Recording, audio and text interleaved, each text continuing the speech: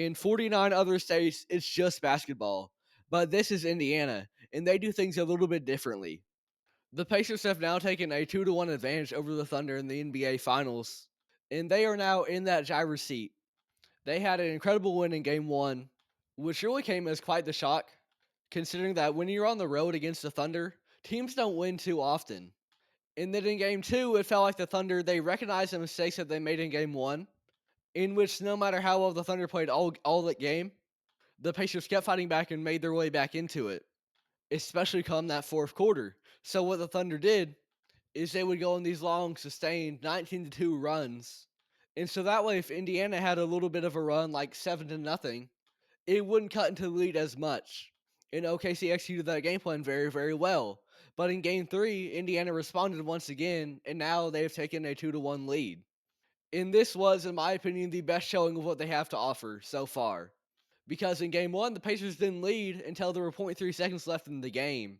In Game 2, OKC responded as they needed to, but in Game 3, it was close throughout. A very tight-knit matchup, but the Pacers come out the other side the victors. And in the modern NBA, there is so much talent in the league today, and it's becoming increasingly more important not just who your best player is on the court, but who the worst player on the court is. Because the likes of Shai Gilgeous-Alexander and Tyrese Haliburton, those two alone do not have the power in this current state of parity that the league is in to solely decide a series. Success is predicated upon your depth and your ability to dig deep down into your reserves when you need them most. And for the Pacers, yes, Tyrese Haliburton had a great game.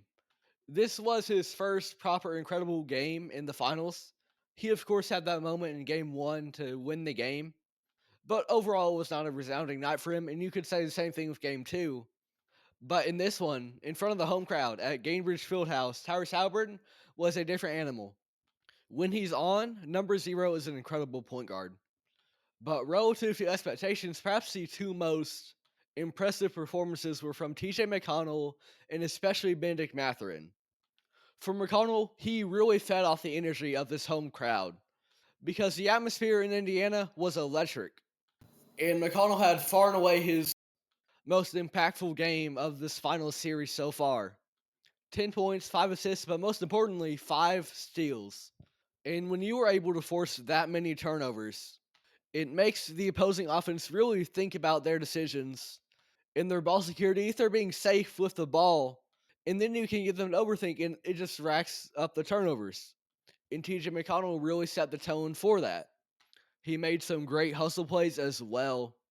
And this is someone who is not going to be a superstar by any stretch of the imagination, but this is someone that has the ability to be an X factor for the Pacers. Because when he's out there hustling, playing his best defensively, this is someone that can really alter the trajectory of a game. And another X factor, this time predicated upon his scoring, is Bennedict Mathurin, who just had perhaps the best game of his NBA career. Now, he has had games with higher scoring numbers, but given the context of this game, this was the best night of Mathurin's career. 22 minutes played, 27 points scored, on 9 for 12 from the field, and 10 of those points came in the fourth quarter. Bennedict Mathurin had himself a night, and this is someone who has kind of had his role in his future with the Pacers up in the air now. Not for his talent, but where he fits in with the team's long-term plans. However, with a game like this, and he had a couple real good games in that Knicks series as well, Mathurin's going on a pretty sneaky good playoff run. And yes, for every high, there has also been a low. But he had back-to-back 20-point games against New York, and now he has the best game of his career in the NBA Finals. It may not be super consistent, it may not be every single night, but when Mathurin is on, he's a game changer. And to be able to have that kind of scoring in your back pocket, if he is up for the task, that is huge. And especially because Indiana is a team where their success is based upon their offense first and foremost. And so that can lead to a lot of focus on the numbers that they're accumulating scoring wise. With that, you've got guys like Tyrese Haliburton, Pascal Siakam, Andrew Nembhard, Aaron Nesmith, who may be very productive. And then you add Mathurin to that mix when he's having a great night.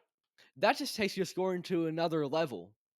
And Bennedict Mathurin was incredible for the Pacers last night. The best game of his career. Not his highest scoring, but when you consider the context, this is a game in a series that was tied at 1-1. And it's the NBA Finals. You're at home, you've got a crowd to feed off of, and you've got to defend your court.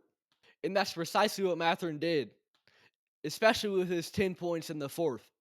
A huge game for Bennedict Mathurin.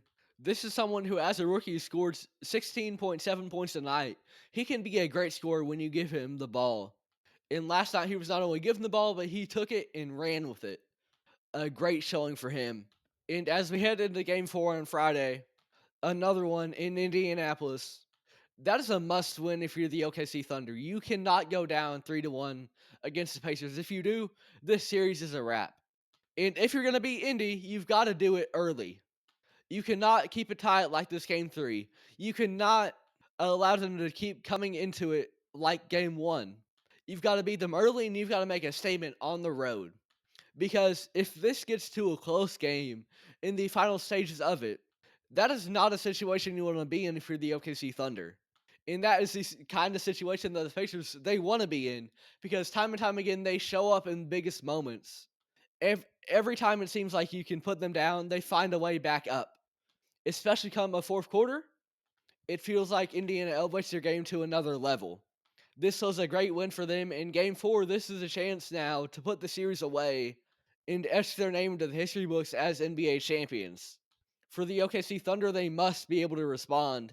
And for Indiana, if they keep executing like this, they are on the precipice of an NBA championship that nobody could have seen coming. It's already been one of the most impressive postseason runs in recent memory. And if they come out the other side NBA champions, it might just be one of the most impressive that we've ever seen. There's something different, there's something special about Indiana basketball.